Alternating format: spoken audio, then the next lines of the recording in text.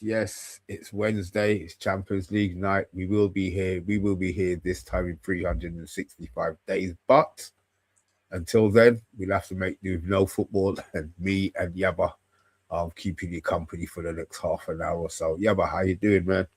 Yeah, not too bad. Not too bad. Obviously, football's on. Football's on every day of the week. Could be Champions League. Could be under 21s. Could be Carling Cup. Could be European football. We just got an overload of football. So I'm like you, Missy. I've heard you like over the years say some things that made me cringe. You're right. No, but like I don't watch international football, and I don't watch certain football, and I'm starting to understand you now because there's too much football on TV. We just stick to our club at least, at least. And that's what I do. And that's what I do. What I stick to the Prem. That's our bread and butter, man. European football is the icing and the cherry on the cake. So there's no need for me to be watching Champions League. I watch the final. Every now and then you get a good game or a team that you want. When you want the English team to go out, obviously you're rooting for the other team. But other than that, and to be fair, the early stage of it is just about making money anyway, isn't it? Really, yeah. This stage of it is just about making money. So. Mr. B, what made it special back in the day was when the European Cup was like, it was very champions. Rare. Yeah, the champions would play only, and you'd get very rare. You'd get to see like the best team in France, best team in Germany, Spain, coming over and playing. It was like a treat. It was like a rarity, But nowadays, we're seeing all these matchups week in, week out. I'll tell you when the Champions League was special was when the new format came out in the early 90s and when Man United was trying to, win it. We suffered against Dortmund, Monaco, before we actually won it in 99.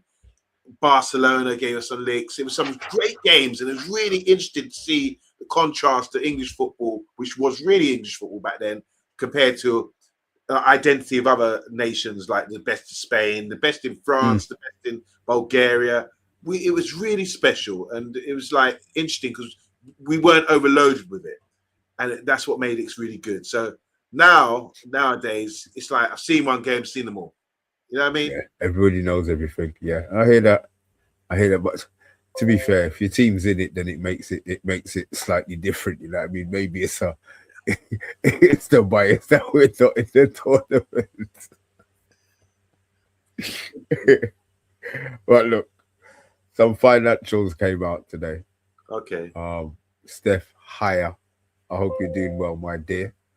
I know your pub ban is off, so I'm assuming that you will be in there nice and early on Sunday. The financials came out, Yaba, and it looks like Man United have made a bit of a profit. I'm not going to go into it too much. I'll be honest. One, the financials bore me totally. Unless the guys in the chat want to suddenly jump in and talk about the financials, I'm going to make it as brief as humanly possible. Man United announced operation profits of 32.6 million in the second quarter results, compared to a 3.9 million loss in the same period last year. Reacting to the results, Omar Barada said, "We are now seeing the positive financial impact of our off-field transformation materialize both in our costs and profitability. We continue to take football's first approach and invest in both the men's and women's first teams. On the pitch, the men's team sit fourth in the Premier League and our women's team are second in the Women's Super League, as well as reaching the League Cup final and the quarter-final of the UEFA Champions League. Today's results demonstrate the underlying strength of our business as we continue to push for the best football results possible for our men's and women's team."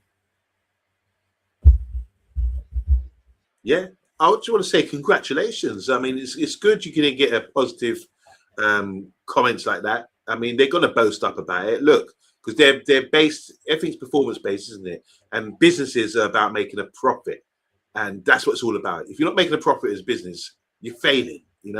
So they've come in, and now they can produce results like this. So I know people will be sitting here say, "What do you know about finances?" Because I'm not very good at finances, but there you go. There's a profit.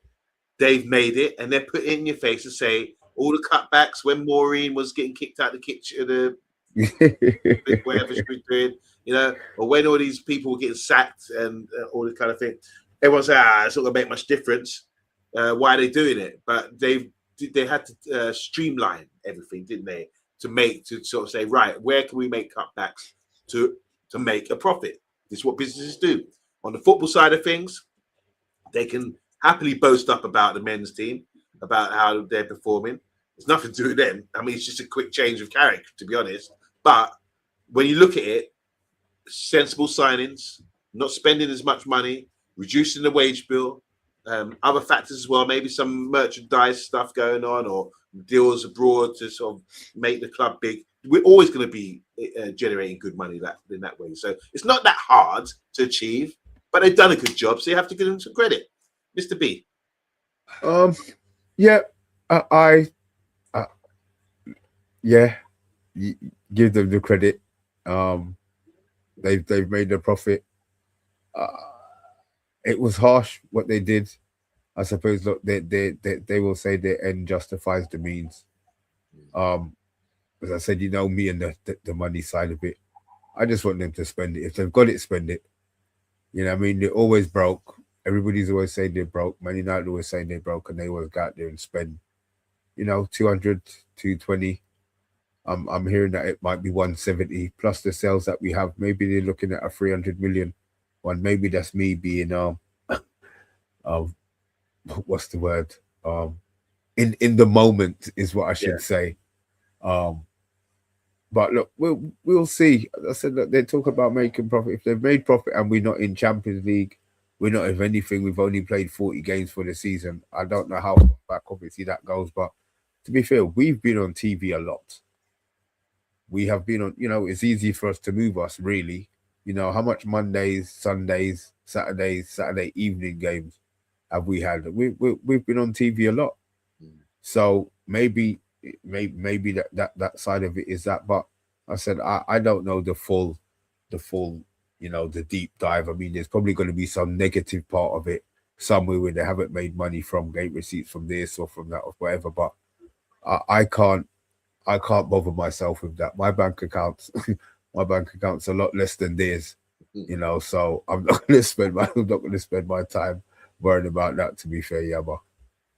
You know what? You made a good point there, Mr. B, as well. That something like I didn't figure is that we're not even in the Champions League, so they've had to sort of address that as well, and so that's why it's even more of a success to make a profit when we're losing that sort of regular money that we usually had as standard.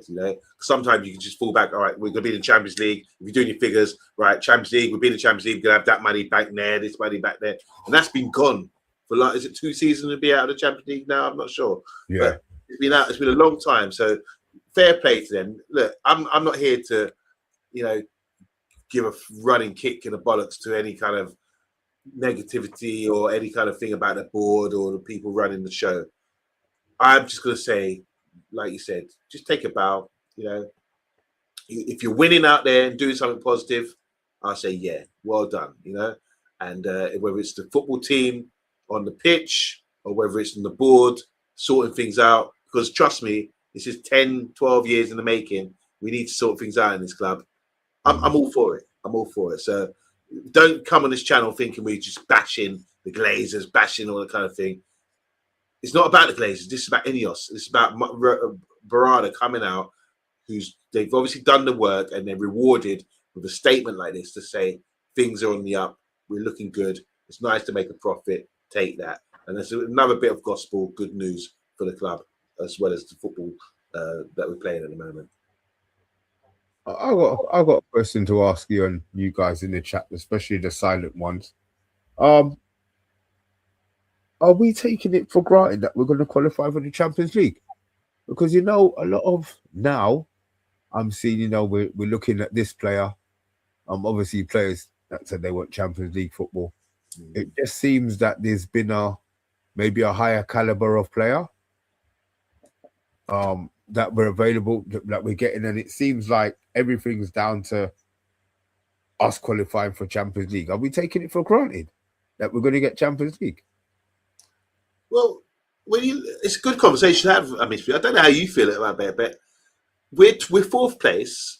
Below, it's about Chelsea and Everton, and I think Villa are catchable as well. They were not far off them when at one point they looked like they were in the title race. I heard some Brummies talking about we might be in the title race, one game away from being in the title race, and now they're being caught. They're struggling, and because people are suffocating, they're getting like tired and fatigued and injuries. Whereas we are looking fresh every week, and we've got loads of energy.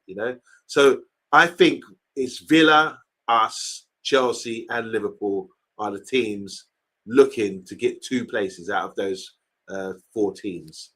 And the way things are looking, Mr. B, with the freshness and the enthusiasm we've got, the motivation, I do think we should be really considered top 4.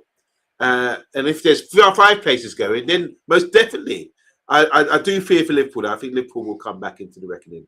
But it's just about maintaining, isn't it? Maintenance. We've set something up. We've got a standard. That's maintaining that now going forward. Are you questioning us being in the Champions League? No. What are you saying? No. What? I'm not questioning it whatsoever. We're getting Champions League football. Whether it's 3rd, 4th, or 5th, we are 100% getting Champions League football. I don't doubt it. I don't doubt it one bit. So where have the doubts come from, Mr. B? Because you're raising some doubts. No, it wasn't. It was just. I just wanted to know: are we taking it for granted? If we are, then I'm on that boat, innit? I'm on that wagon. I'm leading that charge because I feel that. I'm glad we've had dodgy games the last couple. It hasn't been, battering teams 4-0. Each game's had its own different parts of it. So I'm hoping that he's learned and he's learning as the games are going. But yeah, I'm positive. I've got no negativity about that side of the football. King Dino, the chat isn't working properly for me. Okay, maybe can somebody else just say a little howdy so that we can see if it is actually working on here? It's quiet on here today. But yeah, I'm taking it. I've 100% taken it for granted, Jabba. So you think that if we do get Champions League football, we can actually go in for better? Because you mentioned earlier, this is a setup. This is a segue. You set up this segue because you mentioned earlier. I'll get it now. I see what you're up to. You used to mention earlier about at the end of the season we could have 300 million, blah blah blah, to spend, and now you're talking about Champions League football and the caliber of players that we could be approaching if we get Champions League football. So with that 300 million plus a guarantee of Champions League football, are you saying that the caliber of player that we can go for goes from an Elliot Anderson to who's the boy from Madrid or something? What? Who? Camavinga? Yeah. I mean, is that a step up? No, we weren't Premier League proven, don't we? What my thing is, we've got a wave structure now, innit? We got the men's in, we got Cunha and Mbeumo in, and they came because of the project. We didn't have European football to offer them.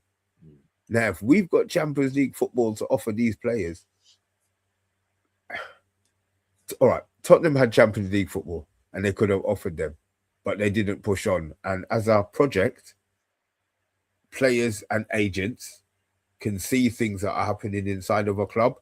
Yeah. And I just think that if we get when we get Champions League, the players that we can get is, I think there's not too much people who will be turning us down. To be fair, I'm 100% that there's not going to be much people turning us down. But we need an owner, like you said. Obviously, Casemiro's leaving. That's going to be a huge void. So if we are going to get some players in, I think in the hub of midfield, you do need quality and you need to spend good money. And so all the names that have been bounded about before, Elliot Anderson, Adam Walton, the guy from Brighton as well, those three, I think they're guarantees then. If that's the case, one of the three, at least one of those three, would be a guarantee if we get the Champions League football and we've definitely got some money to spend. And that would be exciting, wouldn't it? Because we've been sort of staring at these guys for a long time now drooling about the possibility of getting them in. Well, the chances are now things are looking more likely that we will attract these players because we're Man United Football Club and we're on the up, and these players are young enough and fresh enough to be, enticed by this project that we can present to them. Well, and that's the point, young enough, which is good, which means that they're not going to be demanding extortionate wages. They're coming from the project, I mean, if we show that the young players are getting the opportunity to play, then I can see it working. But obviously the title of the show was relegation bargains. Now, we've been linked with Gibbs White. I want to ask you something about this one. We've been linked with Gibbs White. He wouldn't be first or second choice for me, to be fair. Does he come in as a squad player? We talk about squad players. We really want players who are able to fight for first team positions. The fact that we've been linked with Gibbs White, do you think they're covering their backside in case Bruno decides that he's off ski? Yes. Could it be that maybe, well, look, Bruno's next demand, captain, we get back in the Champions League. He's going to want a pay rise. I'm not forgiving him. I wouldn't be forgiving him a pay rise, but that could be the sticking block. If they say, okay, you want 390 grand, go, because we can get Gibbs White in for 200 grand. Do you think that they're covering their bases in case he decides that he does want to actually go? Good. I didn't consider. I don't think he does. For me, there's no way that he would want to leave. It's exciting times, but that is a possibility, and I don't like it because I'm not a big fan of Gibbs White compared to what we got. I don't think he's Man United quality, Man United caliber of player. We got Bruno Fernandes, and we want to say downsize to Gibbs White, who's got to step it up again. He was at Wolves. He's gone to Forest, which is like a sideways move, or even not even a shift up here. And he's gone to Nottingham Forest, played pretty well, decent player, but he's still not kicking up things like Anderson. Anderson's playing at Forest, and everyone's raving about him. I don't see the same with Morgan Gibbs. I like him, but he's just a basic, for me, his strengths are his physical, running power, and obviously he's got some good mentals as well. But beyond that, I don't think he's of the class of caliber of Man United Football Club. So I don't like the idea of us sort of hunting him or sort of targeting him. I could be completely wrong. He could turn up and blow up and go up to the next level and be a great player. But I just don't see it at the moment. I just think he works hard, got a bit of quality, but he's English as well, and we've got to get that quota sorted. But we've got Mason Mount. And is he better than Mason Mount? For me, no, because Mason Mount's proved a lot more than him, I feel, regarding quality.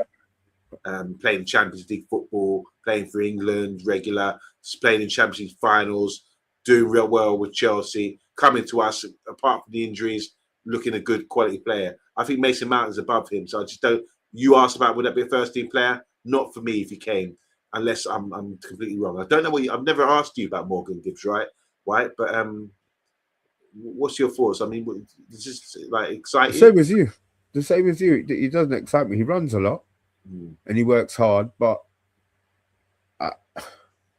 there's more exciting players out there for me. I don't know who they are. To be honest, I can't say to you, I'm going to give you a name, but no, it wouldn't be good about Morgan Gibbs White. So the fact that they're asking for 70 mil, there's 10 of you in the house, there's 7 of you liking it, which means that our ratio is up more than normal. It's still quiet in the chat though. Yo, we do see I am titanium. So I'm not even going to ask about a price for Morgan Gibbs White. Then it doesn't make any sense. Then does it? If you're going to be showing no interest. So I'm going to leave. I'm going to leave Gibbs White alone. Yeah. I'm going to leave Gibbs White alone. Tottenham have a player that will grace any Premier League team. He will also grace a track. Van der Ven. That's good. Yeah. he's got restless. He's got restless. Obviously, you know what it's like. They've got the taste of Champions League football, and this is what it does. That music before the game does something to these players. They don't hear the Champions League music and the Europa League, and they definitely don't hear the bongo drums playing on the Conference Peer Cup. So he wants to go. He's on 90 grand a week. Obviously, Tottenham getting relegated would speed that process up, and you know I'm all for that, especially since last season. But we'll leave that for the mix zone on a Friday. Van der Ven, 90 grand a week, double his wages. He's blessed. Champions League football, move up to Manchester. We wouldn't be the only, look, let's be honest, we wouldn't be the only team interested in him if he was available. But is that somebody who excites you as a player? It's always a concern for me, Mr. B. Like, he was playing in Germany, wasn't he, before he came to Spurs? And I think was he in Italy? They went to Germany. I can't remember his movements, but it wasn't big clubs. Similar to what Van Dijk. He started never in a big club in Holland, ended up going to Celtic, looked outstanding up there, and then ended up coming to the Premiership to Southampton. You know, it says to me that people are just like overlooking him. And I think the same applies with Van der Ven. People overlooked him. He's come to the Premiership, and obviously people rave about him because his recovery pace is crazy. He's carrying the ball pretty good. You know, he's seen him score some brilliant goals, just driving from defence, you know, and just dashing past. Sure, did one against us, didn't he? Was it against us? He did it. Yeah, I'm sure it was. Anyway, look. Yeah, but obviously he's got some quality about him. Is he better than Harry Maguire? No, in my opinion. Is he better than his national teammate, De Ligt? It's questionable, you know. So yeah, he stands out, and I've heard Tottenham, Romero, and Van der Ven are going to be, you know, probably leaving the end of the season. It's worth a looking, but I wouldn't get overhyped about him just yet, because I think it would be a shame. We've got Lenny Yoro in. We've got you boy Heaven. There's two centre backs there that you want to sort of keep on their toes. By bringing in another mainstream centre back, that's just going to put them in the back burner and maybe lose some motivation and of players that I feel, you know, in the next couple of years could be first teamers. So it's not a major position for me that I feel will be essential, but if it's going as a good deal, then yeah, you have to really consider him. Yeah, you have to try. I mean, you see, my thing is, okay, I'm taking him over Maguire, but I think that might be down to pace. You know, that side of the game. Look, man, we can play their third. You know what I mean? You don't have to worry. You don't have to worry about one-on-one with Van der Ven. You know what I mean? You just let him go. He changes the dynamics of how the team would play. But yeah, as a one-on-one defender, I haven't seen him enough to know if he is as good as Maguire in the air. One-on-one, as good, as strong as De Ligt is physically on the ball. I don't know this. I don't know this part of it. I just know his pace. And that's all everybody talks about, Van der Ven's pace. We've had fast defenders. I've played with fast defenders and they've been shite. But because they're quick, the errors that they make, because they're so fast, they're able to recover. Yeah. So I don't know if he's good. We deserve better. I don't know what is going on with the chat here at the moment, boy. You lot aren't even regulate. I don't know what's going on. Look, we'll have to leave that. So Van der Ven is a yes from you, Yabba? It's a maybe strong consideration. If he's available, you have to consider him. You really have to. But this is a lot more than, like, Morgan Gibbs-White is a no from me, but just because of quality. But I think Van der Ven, pound for pound, has got more quality than Morgan Gibbs-White, and so that's why I would consider him. But I don't think it's essential. And you shouldn't be rushed to buy someone just because they're available. I'd rather buy players that are going to improve the club that we for our project. You know. Oh, I get that. I mean, my worry is that Martinez doesn't stay fit. Right. You know, I mean, look, he's injured again. You know, so he came back from injury. All right, I think they probably overplayed him, if I'm really, really honest. But since he's come back, he hasn't missed a minute. But you see, his passing is what we didn't have. That pass, you know, through to the forward, the crossfield pass. We don't have that when he doesn't play. So Euro adds, yeah, Euro adds. You're funny. Euro obviously adds something else to it, and Maguire, as good as his passing is, Martinez will just hit it and ping it. Boom. Maguire still, I think, wait. Don't get, he makes the pass, but it's that second slower than Martinez. Okay. You know what I mean? So I'm not saying not Maguire's passing is top drawer, but I just think that Martinez finds that line breaking pass into Cunha or up to Sesko, hopefully, if he plays this weekend. You know. One more for you. Indai from Everton. We've been linked with. I think that's how you say it. Indai? Yeah. Yes. I'm assuming that's cover for the right side. What are you feeling, and what sort of price do you feel that Everton might try and push for a player like that? Great story with him, isn't it? He was he used to play for Rising Borders, didn't he? A few years ago, and then he's gone about and learned his trade, and now he's playing in the Premier League. What a story! I think he's right-footed, so I think he'd be key for us because Rashford's gone, and someone who can play on the left for us because we've got Cunha, and he could also do that job as well. So he's left. So he's the other side. Okay. Well, I think if you're playing inverted, guys, yeah, because he's right-footed, he's playing on the right for Everton because they've got Jack Grealish who plays out there, you know. So I understand that, but he even though he's playing on the right, he's very good on the ball. He plays a bit like Jack Grealish, but a bit more dynamic. You know, it keeps the ball well, can turn one-on-one. You know, he can beat anybody if he get a yard to cross or shoot. So he's very, very impressive player. He's been really impressive this year. Just the only issue for me would be once again, can he step up another level? He's already got from Rising Ballers, which go and check them out. Rising Ballers. I mean, they take ex-academy players who don't make it, gives them a showcase them, and then they get moved. Hopefully, get moved to big club. He's been their biggest success story, I believe, and he's got to Everton Football Club.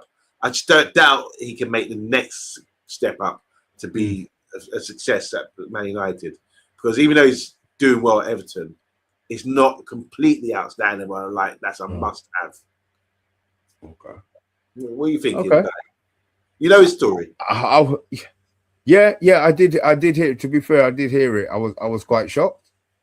But that's good. You never give up, and you know if that's the it's positive in it. There's nothing negative about that whole situation. You know, whether he does get the move to us or not, maybe Everton is as high as he goes. But the fact that he's being linked with us, you know, is kudos to him. Let's be honest. I would rather a higher caliber player. Yeah, I would rather a higher caliber player. And I don't. I don't know who. Let us get linked with some players, and then I'll get excited and tell you off the top of my head. I'm not going to say this person or that person. I have no idea. One thing is for certain, though. We're going to be getting 4.3 million guaranteed. The beginning of next season. By in there, deal agreed. It looks like Besiktas 4.3 mil. He has gone. Wow. Wow. I didn't know. See, is that like news today? You hearing that today? Yeah. That broke a little bit earlier on. Full agreement. It sounds like so.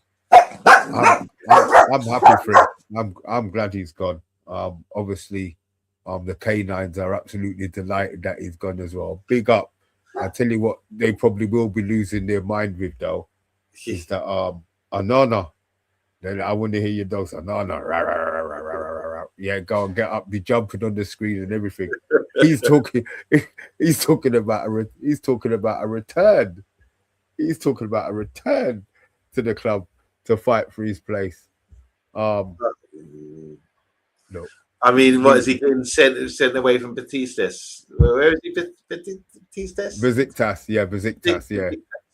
Whatever. No. He's at somebody rubbish. It wasn't Besiktas. He's at Charlestonburg. No, he's at somebody low. Hold on, I'll tell Thing you. is, no one in the comments can help us because it's like they can only type one letter or one little emoji. Whatever's going on in there today, it's chaos. There's enough traffic, but no one seems to be able to write anything.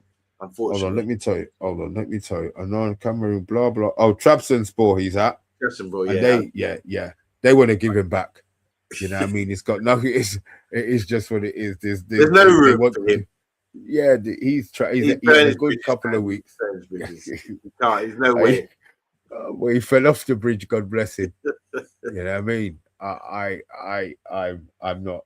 Yeah, I want. Look, if he's confident that he's going to come back and fight place, fair enough. But I know that Vitek will be coming back from Bristol City, right. Regardless. And guess what?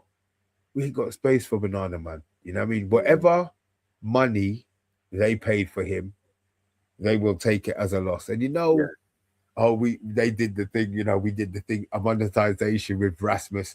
We have to get this amount for him and that amount for him. Brother, they're just going to say go.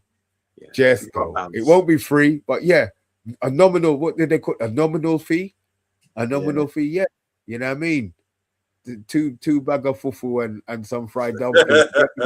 Yeah, I mean, because he I don't know if he's worth more than that, to be fair. Yeah, so it's crazy, bro. It's crazy. Okay, so Vincent saying chat is not working for some reason on TikTok. So come over to us on X. Oh, we're not on TikTok. We're on YouTube. Oh, there you go. That's what I thought. Okay, yeah, it did seem a bit quiet in the chat, Vincent. But yeah, appreciate it for that, man. Appreciate it for that. So yeah, I don't expect him to be coming back. I don't know who's gonna buy him because he's got a goalkeeper who can't goalkeep, and he showed that in the last 3 years that he's been with us. You know what I mean?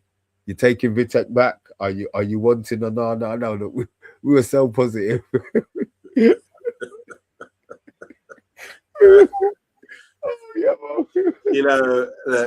I think there's no controversy in saying that Anana's finished the club. No, I can't imagine anybody really coming out and saying, yeah, unless you're joking, that you want a reaction. I can't imagine anyone backing him to say, yeah, he's got an opportunity to come back and win our hearts. He's done. He's done out here. The success that we're having right now, consistency of a good keeper speaks volumes. And unfortunately, he's going to have to look elsewhere to sort of revitalize his career because he's really, really let himself down at Man United with his performances and errors, and he's become a joke. He's just become a joke, and I feel sorry for him in a way, but he needs to turn that around, go somewhere else, and start again and show the world, prove us wrong, show us that you're actually a good goalkeeper if you can. He can't, and he won't. Yeah, that's clear. He won't.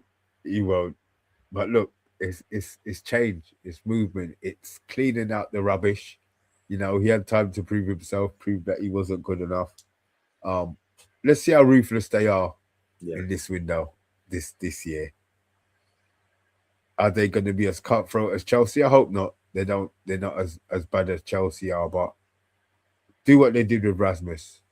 You know what I mean? Let them know in no certain terms that they're out.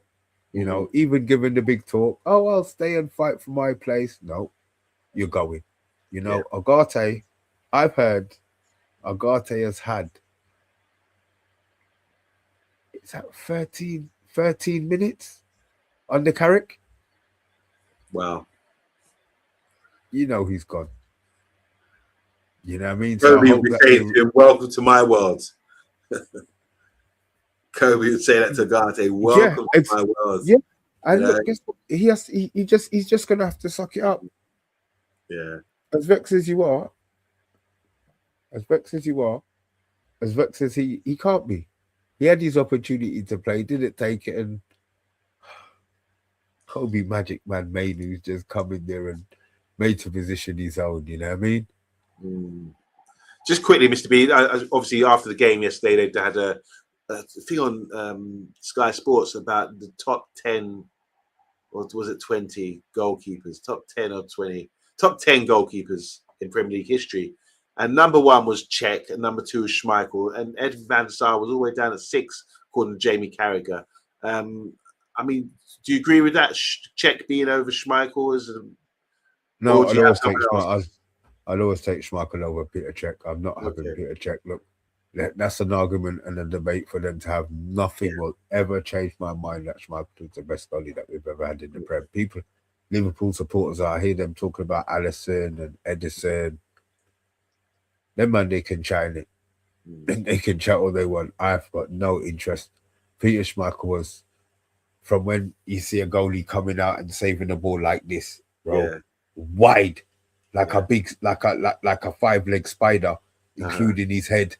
You know what I mean? It's different, man. He you know, that was his trademark, but I don't remember goalies doing that before. You know what I mean? And it's very rare that you see them do it now. When they save the ball with their foot, what's the first person you're thinking of did it? Peter Schmeichel. Yeah. You know what I mean? So no, I wouldn't have him. Who was above who was above Van der Sar? Alisson. Oh shit, it was Alisson. Oh fuck me, Alisson and someone else, and Kutar, I think, and someone else. But yeah, it's just interesting. It's all about opinions. But yeah, as Man United fans, it will always be Van der Sar and Schmeichel as some of the best because they look. I mean, between them, they've won double figures of Premier Leagues, you know, and Champions Leagues. You know, so yeah, that's what it takes to be the best. But yeah, well, that's what we're hoping for, to become the best again. The best again. And maybe our Lamins could get on that list one day, top 10 of all time in the Premier League. He's got a long way to go, but he's looking really promising. So for 23, he started positive. Look, there's as I said, I expect players to go through bad patches, like I expect our team to go through bad patches. What I'm hoping is that they've got enough credit in the bank so that we don't lose our mind. You know what I mean? I said, and we're not going to suffer like Amrin said, but there's going to be a blip on the way. We're not winning 10 games in a row. Yeah, but we're not going to win the next 10 games. You know what I mean? Are we going to go the next 10 games to make it 20 games unbeaten for the rest of the season? I would love us to, but I don't see that. I just think that we need to control it a bit. But as I did ask you earlier on, if I thought that we were taking it for granted that we're going to win Champions League. We're there, bro. We're there. I love your confidence, bro. I love it. It's good to see. It's a great turnaround to where you were at. So, yeah, I'll go with that, man. I'll go with that. And obviously, with your watch along recently, you won, you know, with the Everton game. Oh my god! And got 3 points. Imagine, I was going through the watch, and as the game was going on, I'm thinking, you know what? I'm never doing this again. I know it wasn't me. I know it wasn't me that jinxed it, but Cole's been in the hot seat, man, and he's been getting all of that, and I just come on there and brought the mood right now, boy. So Cole's back on the watch along this week anyway, and we got a preview tomorrow as well, we. Yeah, it would be. It's a Thursday. So yeah. More than likely, we've got a preview. So yeah, game after game after game. I mean, we've had a little break, but let's kick on now and start whooping some ass in the Premier League like we did with Everton the other day against Crystal Palace. I mean, it's great that you can go into these games with pure confidence and thing. Whereas before, it's like, oh, bloody hell, that guy at Palace looks good or whatever. We're not even worried. We're not even, when we're doing our previews, we're not even worried about the opposition. We're like, what can we do? And that's how it should be with Man United. It's about time. Yeah. It's about time. So yeah, look forward to talking tomorrow. Guys in the chat, the invisible ones, the guys who couldn't actually chat because their chat wasn't working for whatever reason. It's cool. We'll be here tomorrow for the preview. Is there anything you want to say before we go, Yabba?